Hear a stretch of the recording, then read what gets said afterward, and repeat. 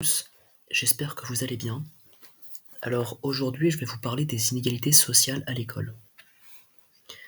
Et pour ça, en fait, je vais m'appuyer sur les travaux de Pierre Bourdieu. Dans le cadre de ma formation, j'ai eu l'occasion en fait d'étudier la vie et les livres qui ont été publiés par Pierre Bourdieu, et je vais vous en parler, je vais m'exprimer à ce sujet. Alors Pierre Bourdieu, c'est un sociologue français qui est né en 1930 et qui est décédé en 2002, et qui est considéré comme étant l'un des sociologues les plus importants du XXe siècle. Ce que remarque Pierre Bourdieu, c'est qu'en fait l'école est fréquemment présentée comme émancipatrice et vectrice de mobilité sociale. Toutefois, Pierre Bourdieu insiste sur le fait qu'elle est avant tout un vecteur de conservation sociale, au contraire. En effet, par la valorisation du capital culturel acquis dans les familles, elle tente à valoriser en majorité des élèves issus des milieux sociaux les plus favorisés. En l'occurrence, Pierre Bourdieu a pu observer que les élèves qui proviennent de familles aisées, où les parents appartiennent à une catégorie socio-professionnelle qui peut être cadre supérieur, professeur des écoles, ces enfants-là ont tendance à mieux réussir que les autres. Ce capital culturel, comme l'appelle Pierre Bourdieu, est présenté comme un don naturalisé alors même qu'il fait l'objet d'un lent processus d'acquisition. Les inégalités sociales à l'école sont légitimées par l'idéologie méritocratique qui donne l'impression qu'en fait la réussite est corrélée exclusivement à l'effort individuel. Effectivement, il y a une corrélation non négligeable entre la réussite et l'effort individuel. En fait, il y a quand même un certain libre arbitre. Chacun est libre de travailler comme il l'entend, de fournir des efforts de façon à réussir. Voilà, de systématiquement relire ses cours le soir venu, de rendre les exercices en temps et en heure, de préparer avec sérieux et assiduité ses contrôles. Sauf que il y a un certain déterminisme social derrière.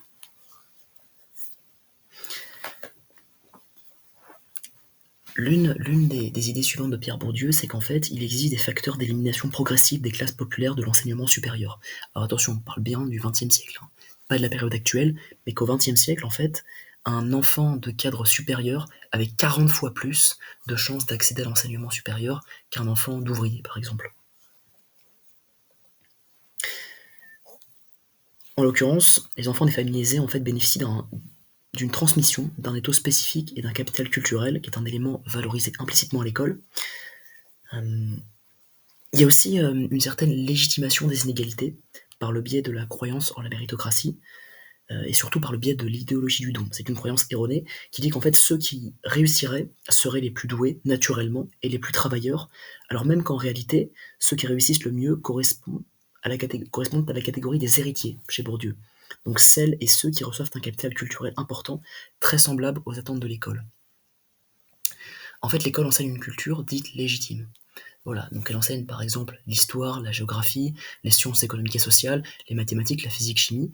Et en fait, les enfants qui viennent de familles aisées, favorisées, ont tendance à être initiés bien plus tôt que les autres enfants à cette culture dite légitime. Les parents, par exemple, ont tendance à acheter des livres à leurs enfants, à les faire lire dès le plus jeune âge. Voilà, c'est ce qui est absolument pas nécessaire, hein, ce qui n'est pas demandé par l'école, c'est facultatif.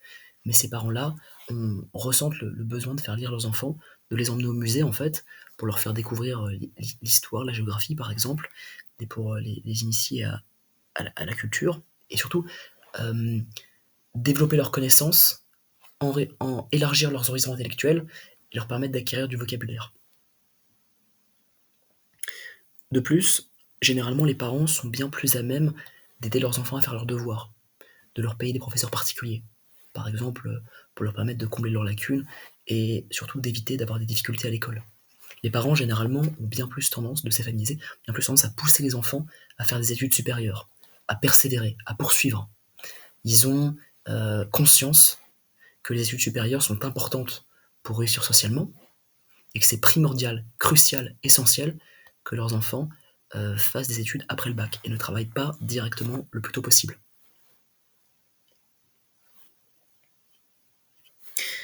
Donc, selon Bourdieu, c'est avant tout le privilège culturel qui explique la réussite différenciée à l'école. Au sein de son œuvre, par la suite, Bourdieu fait aussi mention de l'homogamie sociale. Alors c'est un concept important à comprendre qui revient à de nombreuses reprises dans l'œuvre de Bourdieu. En fait, c'est simple, ça correspond à la probabilité plus forte de choisir un conjoint dont les caractéristiques sociales et économiques sont proches des siennes. Attention, c'est une probabilité, hein. Corrélation n'est pas causalité. C'est-à-dire qu'un conjoint, comment dire, un couple peut très bien avoir un niveau socio-professionnel tout à fait différent. Un mari peut très bien, entre guillemets, en termes de niveau socio-professionnel, de catégorie socio-professionnelle, être supérieur à sa femme.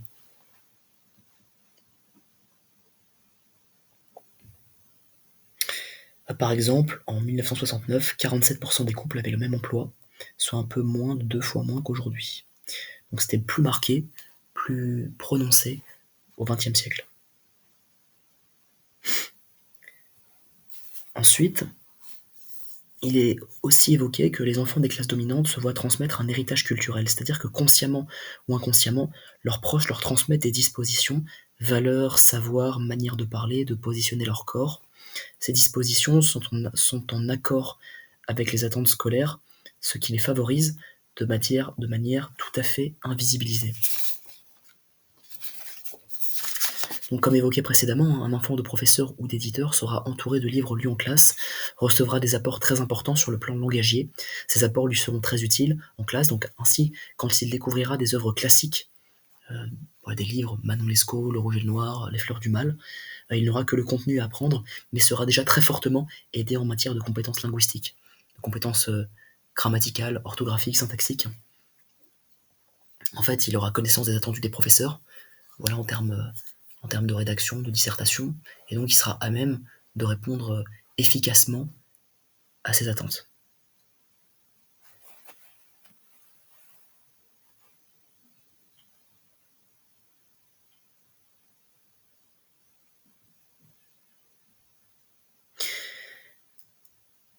On a tendance, au sein de l'école actuelle, c'est aussi ce que démontrait Pierre Bourdieu, à traiter les élèves comme s'ils étaient égaux, alors que ce n'est pas le cas. L'égalité en droit existe, mais pas l'égalité en termes de capital culturel. Le mythe de l'égalité, très présent dans une société méritocratique, est un dangereux leurre selon Bourdieu, c'est une illusion, c'est une perception erronée. En l'occurrence, les élèves n'arrivent pas tous à l'école avec le même capital culturel, le même bagage intellectuel, et ça marque, ça représente de profondes inégalités. Alors évidemment, Pierre Bourdieu ne nie pas qu'il y a un libre arbitre, les élèves sont libres de fournir des efforts, de travailler, de persévérer, de se montrer disciplinés de façon à assimiler, à acquérir les savoirs attendus par l'école, mais certains sont désavantagés par rapport à d'autres, et tous ne partent pas à égalité. Voilà. Pierre Bourdieu évoque aussi la méritocratie qui est très largement légitimée par la réussite de quelques exceptions statistiques qui confirment l'idéologie du don. Donc, c'est-à-dire le fait de croire qu'une personne réussit parce qu'elle a des facilités issues de sa personnalité ou du hasard. En fait, des gens qui voudraient contrecarrer la thèse de Pierre Bourdieu pourraient citer des exemples qui représentent des exceptions, hein, de personnes qui viennent de classes socio-professionnelles défavorisées, voilà, de familles défavorisées, très pauvres, et qui ont brillamment réussi. Ça peut exister, ça peut tout à fait exister, c'est pas impossible, mais c'est juste que ce sont des exceptions statistiques et que la majorité, malheureusement en tout cas à l'époque de Pierre Bourdieu, hein, on parle bien du XXe siècle, des enfants qui provenaient de familles pauvres, avaient tendance à le rester en fait. C'était difficile de s'extraire, de s'extirper de cette pauvreté et de faire des études supérieures, parce qu'ils étaient désavantagés au départ.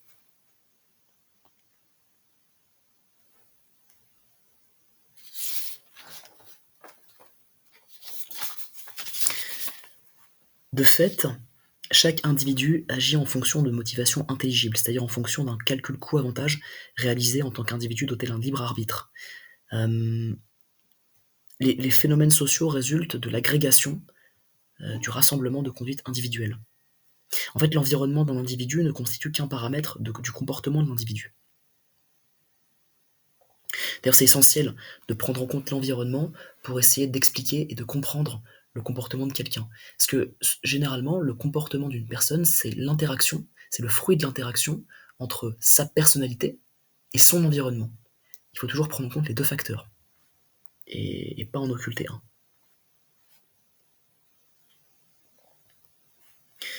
Au sein d'un de ses textes, Pierre Bourdieu évoque que les enfants tendent à avoir la même perception que leurs parents sous l'hypothèse que le groupe de référence est le groupe d'appartenance. Ce mécanisme contribue lui aussi à la corrélation entre l'origine sociale et le niveau scolaire. En fait, pour expliquer cette phrase, pour vous permettre de mieux la saisir, la comprendre, je vais la décortiquer, donc la décrypter. Les enfants en fait tendent à adopter les mêmes objectifs que ceux de leurs parents si le groupe d'appartenance, donc c'est le groupe auquel appartient l'enfant, est identique au groupe de référence, groupe auquel l'enfant souhaiterait appartenir. Le groupe d'appartenance est un concept de Erkam Merton qui désigne en fait un groupe dont les membres sont en interaction, où ces membres se sentent appartenir à ce groupe et sont reconnus par les autres comme étant membres de ce groupe. En fait, les projections en termes d'orientation sont liées au fait que le groupe de référence de l'enfant soit identique au groupe d'appartenance.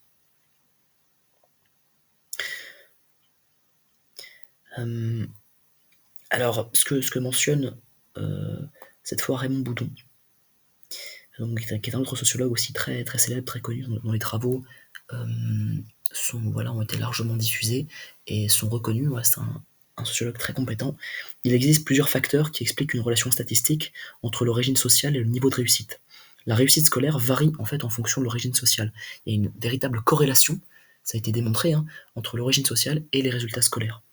C'est une corrélation pratiquement implacable. Il existe aussi d'autres facteurs indépendants qui font que l'élève à réussite égale vise un niveau élevé. L'école doit renforcer la fonction de transmission. Selon Raymond Boudon, l'évaluation des élèves, il faut lier davantage les décisions d'orientation aux résultats de ses élèves. L'orientation doit être assumée par l'école et non pas décidée par le jeune et sa famille. Il faut davantage différencier le secondaire. Il faut rompre avec l'idéal égalitariste. Voilà, en tout cas, j'espère que cette vidéo vous aura plu. Donc, pour récapituler, c'est ce que j'ai eu l'occasion de découvrir au sein de ma formation. Voilà, parce qu'en sciences de l'éducation, c'est vrai que j'ai eu l'occasion en fait de découvrir qu'effectivement, il y avait une corrélation entre l'origine sociale et la réussite scolaire, d'ailleurs la réussite dans l'enseignement supérieur, et donc qu'il ne faut pas la nier, il faut toujours la garder à l'esprit. Voilà. Et ce grâce à la valorisation du capital culturel qui est acquis dans les familles, et qui tend en fait à valoriser vraiment, à mettre en valeur la majorité des élèves issus des milieux sociaux les plus favorisés. Voilà, en tout cas j'espère que cette vidéo vous aura plu, et je vous souhaite une bonne soirée.